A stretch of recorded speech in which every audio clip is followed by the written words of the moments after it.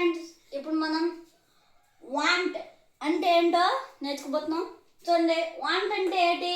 కావాలి, కావాలి.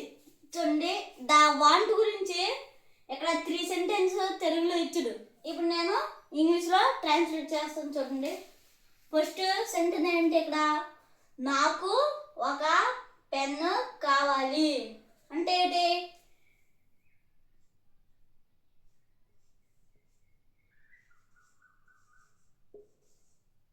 I want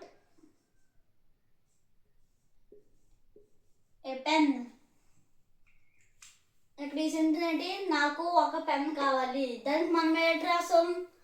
I want a pen అంటే నాకు నాకు ఒక పెన్ కావాలి.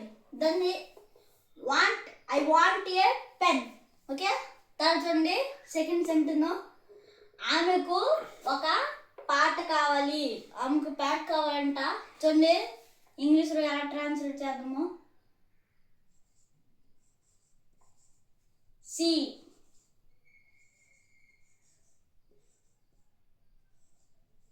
She wants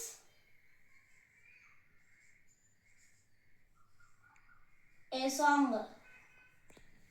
ఇక్కడ ఏమి ఇచ్చాడు? ఆమెకు ఒక పాట కావాలి. దాన్ని మనం ఇంగ్లీష్లో ఎలా ట్రాన్స్లేట్ చేసాం? She wants A song. ఇక్కడ వాంట్స్ వచ్చింది కాబట్టి డిఫరెంట్ కొంచెం మీకు డౌట్ రావచ్చు. ఎందుకంటే నాకు అనేది ప్లూరల్ కాబట్టి వాంట్ వచ్చింది. నెక్స్ట్ ఇది సింగులర్ కాబట్టి వాంట్స్ వచ్చింది. ప్లూరల్కి వాంట్ వస్తుంది, సింగులర్కి వాంట్స్ వస్తుంది. ఓకేనా? నెక్స్ట్ లాస్ట్ ఎగ్జాంపుల్ చూడండి. ఇక్కడ ఏంటి ఇచ్చాడు? వారికి డబ్బులు కావాలి. ఇది ఎలా రాస్తాం?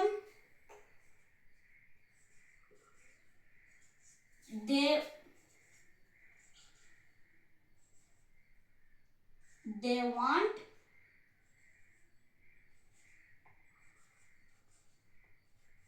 money.